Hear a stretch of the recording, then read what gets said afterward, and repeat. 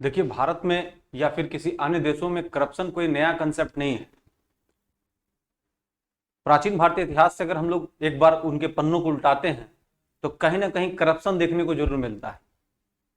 उसी प्रकार किसी एक देश में उस करप्शन को रोकने के लिए कोई ना कोई एक सिस्टम का होना आवश्यक है, और उस सिस्टम के तौर पर, क्योंकि ये एक संवैधानिक टॉपिक है, संवैधानिक तरीके से मैं आपसे बात करने जा रहा हूं, उस एक करप्शन को कंट्रोल करने के लिए हमारे यहां सीवीसी को इंट्रोड्यूस किया गया, सेंट्रल विजिलेंस कमीशन।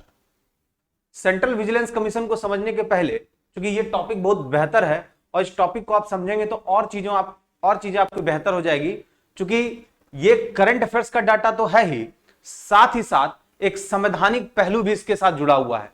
तो हम लोग कह सकते हैं कि कॉन्स्टिट्यूशनल स्टेप्स इसके साथ जुड़ा हुआ है, और अभी वर्तमान का जो करंट डेटा है वो भी इसके साथ इसको शामिल कर सकते हैं, एडजस्ट कर सकते हैं।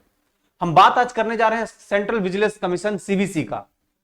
आप सुनते होंगे कि भारत के प्रत्येक डिपार्टमेंट में होने वाले जो करप्शन है उसको रोकने के लिए राष्ट्रपति के द्वारा अपॉइंट किए जाते हैं सीवीसी, जिसको बोलते हैं सेंट्रल विजिलेंस कमीशन।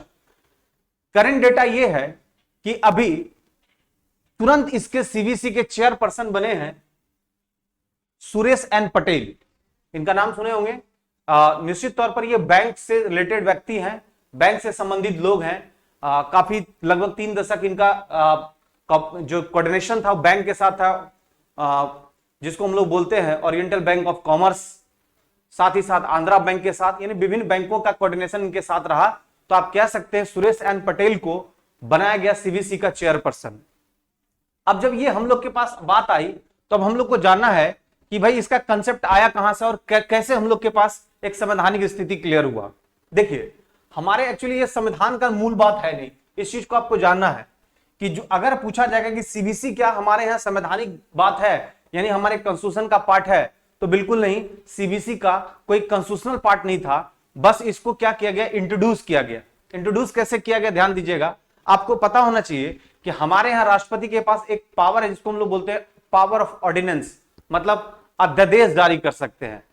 अध्यादेश का जारी का मतलब है कि वो आर्टिकल नंबर 123 यूज करके एक अध्यादेश जारी करते हैं, लेकिन उस अध्यादेश को 6 महीने के अंदर फिर उसे पारित होना होता है। आर्टिकल नंबर 123 जिसमें हम लोग बात करते हैं ऑर्डिनेंस का, यानी अध्यादेश का। अब देखिए क्या है ना कि संवैधानिक स्थिति इसकी स्पष्ट करते हैं। तो हमारे पास टॉपिक के रूप में है सीबीसी। सबसे पहले तो फुल फॉर्म जान लीजिए, सेंट्रल विजिलेंस कमीशन। विजिलेंस का मतलब समझ ही रहोगे कि विजिलेंस का मतलब होता है सतर्कता, यानी केंद्रीय सतर्कता आयोग, सेंट्रल विजिलेंस कमीशन। एक्चुअली इसका कंसेप्ट हम लोग के यहां आया 1964 से, 1964 से, जब हमारे यहाँ कमिटी थी संथानम कमिटी, नाम सुना होगा।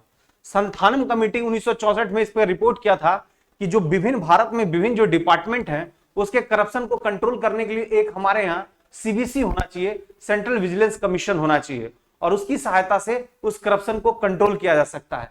तो ये बात है 1964 की। संथानम कमेटी ने इस पर सिफारिश दिया था, याद रखना है, कमेटी का नाम था संथानम। संथानम कमेटी की सिफारिश पर यानी 1964 में इसको इंट्रोड्यूस किया गया।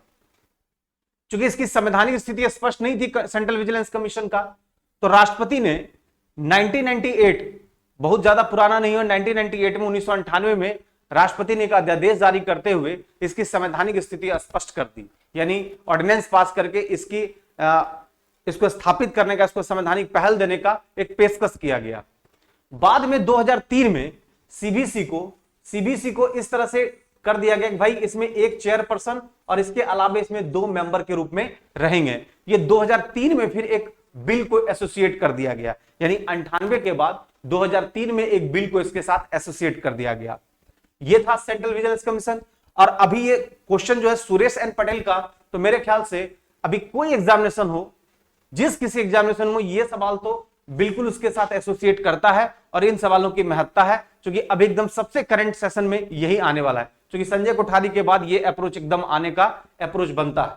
तो अब हम लोग को जानना है कि भाई सीबीसी का जो नियुक्ति होती है वो कौन करते हैं। तो चूंकि पहले से हम लोग का ये मामला चल रहा है कि राष्ट्रपति के द्वारा अटॉर्नी जनरल ऑफ इंडिया, उसी तरह राष्ट्रपति सीबीसी के चेयरपर्सन की भी नियुक्ति करते हैं। यानी आपको यह जानना होगा कि सीबीसी के चेयरपर्सन को अपॉइंटमेंट करने का अधिकार किसके पास है? राष्ट्रपति। लेकिन यहां पर एक टैग की बात है, उस टैग को समझना भी जरूरी है कि राष्ट्रपति लोकसभा के विपक्ष के नेता, याद रखना है, राष्ट्रपति लोकसभा के विपक्ष के नेता, आपके गृह मंत्री और प्रधानमंत्री, इन तीनों की जो कमेटी होती है उसकी सिफारिश पर सीबीसी की का चेयरपर्सन की अपॉइंटमेंट राष्ट्रपति के द्वारा की जाती है। तो ये अप्रोच को आपके अपने दिमाग में रखना है कि संवैधानिक पहलू के तौर पर नहीं था, लेकिन इसे संवैधानिक अप्रोच के रूप में रखा गया। तो हम लोग कह सकते हैं, सवाल आपसे पूछ सकता है, what is the full form of CBC? Central vigilance commission. क्या ये एक संवैधानिक, इसका कहीं संवैधानिक सिस्टम में, किसी कॉन्स्टिट्यूशन में इसका डिस्क्रिप्शन है? नहीं है, क्योंकि इस पर राष्ट्रपति ने एक ऑर्डिनेंस पास करके 1, 2, 3 पास करके इसको एक स्वरूप दिया, और इस स्वरूप में मदद किया जाता है 3 लोगों का सम्मिश्रण से, 3 लोगों के कोऑर्डिनेशन से, गृह मंत्रालय, प्रधानमंत्री और साथ में होते हैं लोकसभा के विपक्ष के नेता। ये तीनों का एसोसिएशन, और इनकी सिफारिश पर राष्ट्रपति इस पद को अपॉइंट करते हैं। निश्चित तौर पर मेरे पीछे जो फोटो दिख रहा है उस तस्वीर में को आप लोग कह सकते हैं कि अभी करंट हमारे यहां सीबीसी सेंट्रल विजिलेंस कमीशन के तौर पर सुरेश एन पटेल हैं। तो चलिए, सीबीसी के बाद अब हम लोग इस सीबीसी के पूरे सिस्टम को समझ गए। बस सीधा सीधी आप समझिएगा कि जितने भी डिपार्टमेंट उसके करप्शन को कंट्रोल करने के लिए हमारे यहां एक संवैधानिक पृष्ठभूमि की तो नहीं, बल्कि उसको संवैधानिक की तरह एक प्रस्तुतिकरण कर दिया गया, रिप्रेजेंट कर दिया गया, जिस ऑर्गेनाइजेशन का नाम है सीबीसी सेंट्रल विजिलेंस कमीशन। चलिए अब बात करते हैं कैट पर, जिसका फुल फॉर्म होता है सेंट्रल एडमिनिस्ट्रेटिव ट्रिब्यूनल। देखिए क्या है ना कि हमारे यहाँ जो न्यायिक प्रक्रिया है, और सभी तरह के न्यायिक प्रक्रियाओं को अगर एक ही सेक्शन में ले गया, मतलब एक ही जोन में उसको चढ़ा दिया गया, तो निश्चित तौर पर डायरेक्शन उसका बहुत सारा मिलकर के एक, वैसे ही तो आप लोगों को पता होगा कि हमारे यहाँ न्यायिक प्रक्रिया में इतना ज्यादा मामला है कि उसको निपटाना काफी मुश्किल है। तो इन सभी चीजों को देखते हुए हमारे यहाँ एक सेंट्रल एडमिनिस्ट्रेटिव ट्रिब्यूनल, एकदम संवैधानिक का नया कंसेप्ट है, जिसको हम लोग कैट बोलते हैं। नाम सुना होगा जरूर, cat, CAT, central administrative tribunal. Actually यह भी हमारे मूल संविधान में शामिल नहीं था। यानी कहा जाएगा कि क्या कैट का जो विश्लेषण है, जो कैट का जो डिस्क्रिप्शन है, क्या हमारे फंडामेंटल कॉन्स्टिट्यूशन में, जो हमारे मूल संविधान में है, उसमें इसका वर्णन मिलता है? तो ध्यान रखिएगा कि भारत के मूल संविधान में इसका वर्णन नहीं है, यह वर्णित नहीं है। लेकिन बाद में एक हमारे यहां अमेंडमेंट्स होता है, जो है 42nd कॉन्स्टिट्यूशनल अमेंडमेंट एक्ट, 42वां संविधान संशोधन अधिनियम। अब 42वां संविधान संशोधन अधिनियम जैसे आपके सामने आता है, तो आप ध्यान रखिएगा कि 42वां संविधान संशोधन है 1976 की बात, 1976। 1976 में 42वां संविधान संशोधन के बाद हमारे पास 2 आर्टिकल आता है, जो एक है 323 का क और एक है 323 का ख। यानी आप कह सकते हैं कि सेंट्रल एडमिनिस्ट्रेटिव ट्रिब्यूनल जो है हमारे भारतीय संविधान का अंग नहीं था, लेकिन 42nd कॉन्स्टिट्यूशनल अमेंडमेंट एक्ट 1976 के बाद 2 आर्टिकल का इसमें एंट्री होता है। 2 आर्टिकल जिसमें 323A जो क है और 323 ख है, इन दोनों के बाद कैट को एडजस्ट किया गया। जहां तक बात रही इसकी नियुक्ति का, तो नियुक्ति की अगर हम लोग बात करें तो ध्यान दीजिएगा, इस अनुच्छेद के तहत संसद को अधिकार है कि संघ एवं राज्य सरकार के लोक सेवकों के सेवा शर्तों से संबंधित विवादों का निपटारा करना। यानी ये संसद, पार्लियामेंट्री सिस्टम के पास ये अधिकार होता है कि उसके सेवा, जैसे राज्य लोक सेवा आयोग और केंद्र लोक सेवा, समझ इस बात को तब समझ रहे हैं कि जो भी एडमिनिस्ट्रेटिव जोन के सेवा एवं शर्तें, जो इसका सर्विसेज है और जो उसके रेगुलेशन में है, अगर किसी तरह के कोई बदलाव चाहिए, उसमें परिवर्तन चाहिए, तो सिमिलर कोई न्यायिक प्रक्रिया के बजाय अगर कैट में इसको इंट्रोड्यूस किया जाए, कैट में इसको प्रोसीड किया जाए, तो वहां पे ज्यादा फायदेमंद होगा। तो कहा जाता है कि इस अनुच्छेद के तहत संसद को यह अधिकार है, यानी पार्लियामेंट को यह पावर है कि संघ एवं राज्य सरकार के लोक सेवकों की सेवा शर्तों से संबंधित विवादों का निपटारा करना। मतलब उसके अगर कोई किसी तरह सेवा शर्तों से संबंधित कोई डिस्प्यूट होता है, तो यह पार्लियामेंट के पास पावर है कि उसके सेवा शर्तों का निपटारा करना।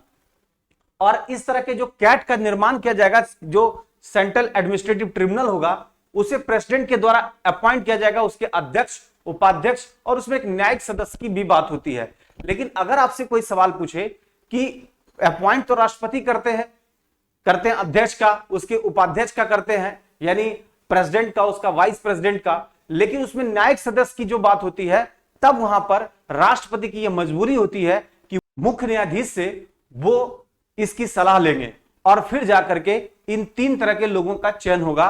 पहला अध्यक्ष, दूसरा उपाध्यक्ष और तीसरा जो न्यायिक सदस्य होंगे उसमें मुख्य न्यायाधीश उनमें सलाह देने का काम करेंगे और इस तरह से कैट का निर्माण होता है। तो अगर आपसे सवाल पूछा जाए क्या कि पहले इसके कैट का वर्णन था, तो हमारे मूल संविधान में बिल्कुल नहीं था। 42वां संविधान संशोधन अधिनियम 1976 के तहत 2 अनुच्छेद को इसमें एडजस्ट किया गया, 323 का ए और 323 का बी। इन दोनों अनुच्छेद के बाद यह संसद को अधिकार हो गया कि जो राज्य लोक सेवा आयोग और जो केंद्र लोक सेवा आयोग में जो लोग कार्य कर रहे हैं उनकी सेवा शर्तों से संबंधित अगर कोई डिस्प्यूट होता है तो उसका निपटारा करने के लिए एक कैट का निर्माण होगा, जिसको बोलते हैं सेंट्रल एडमिनिस्ट्रेटिव ट्रिब्यूनल। और उस कैट के अध्यक्ष, उपाध्यक्ष और न्यायिक सदस्यों की नियुक्ति का पूरा जिम्मा होगा राष्ट्रपति के पास। वहीं राष्ट्रपति न्यायिक सदस्यों का अगर अपॉइंटमेंट करते हैं, नियुक्ति करते हैं, तो उन्हें मुख्य न्यायाधीश से सलाह लेनी होती है। कैट की तरह ही आर्म्ड फोर्सेस के लिए एएफटी को इंट्रोड्यूस किया गया है।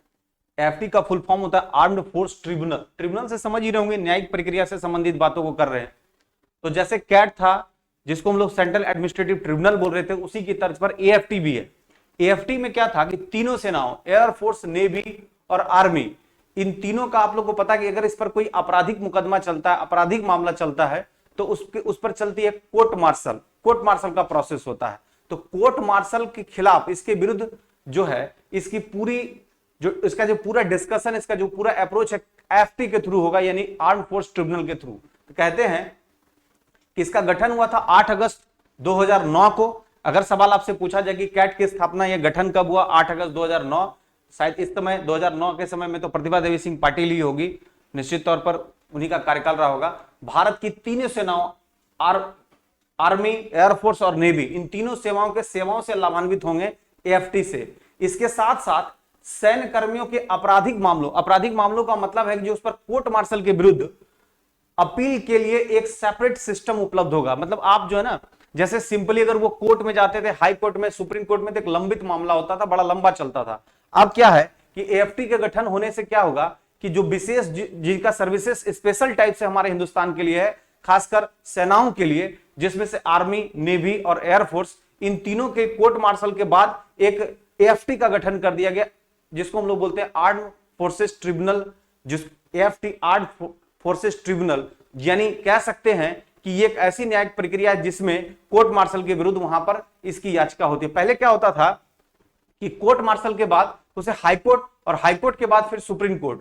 तो ये सारे हाईकोर्ट, चूंकि हाईकोर्ट में अगर मान लीजिए कि सारे मामले को इकट्ठा ले जाया जाएगा तो सिविलियन का भी मामला आएगा, फोर्सेस का भी मामला आएगा, तो इस तरह से मामलों की संख्या बहुत अधिक होगी और किसी एक व्यक्ति का जो फाइनलाइजेशन होता है, जो तुरंत उसका एक डिसीजन होना चाहिए, वो किसी तरह से नहीं हो पाएगा। इसलिए कहा गया कि हाईकोर्ट के जगह पर हाईकोर्ट की तरह ही एक पैरेलल सेशन में एएफटी को इंट्रोड्यूस कर दिया गया और आर्म्ड फोर्स ट्रिब्यूनल हो गया।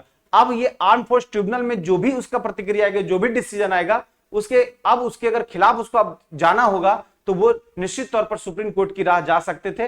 पहले क्या होता था कि कोर्ट मार्शल के विरुद्ध फिर हाईकोर्ट और फिर हाईकोर्ट के बाद सुप्रीम कोर्ट। लेकिन अब एक बीच की कड़ी का रास्ता थोड़ा हल्का कर दिया गया है, क्योंकि एक विशेष तीन जो सेनाएं हैं, यानी एयरफोर्स, नेवी और आर्मी, उसके लिए आर्म्ड फोर्सेस ट्रिब्यूनल की स्थापना की। और इसके भी जो अध्यक्ष और उपाध्यक्ष होते हैं, इसके भी चेयरपर्सन जो होते हैं, जो एएफटी के बनते हैं, उसमें भी अपॉइंटमेंट राष्ट्रपति के द्वारा की जाती है। तो हम लोग कह सकते हैं कि cat, CAT, central administrative tribunal, AFT, यानी एएफटी अगर आपसे पूछा जाए तो निश्चित तौर पर कहिएगा कि एएफटी बेस्ड ऑन कैट पर ही है। जैसा कैट था कि केंद्र सरकार में जो लोक सेवक काम कर रहे थे, जो राज्य सरकार में लोक सेवक काम कर रहे थे, उनके सेवा शर्तों से संबंधित जिन बातों पर कोई दिक्कत होती थी तो वो कैट के थ्रू उसका निपटारा किया था। साथ ही साथ और भी अन्य मामले जिसमें एडमिनिस्ट्रेटिव जोन की बातें होती थी वो कैट के थ्रू होता था। उसी तरह आर्मी के लिए एक विशेष तौर पर एक तैयार किया गया एएफटी।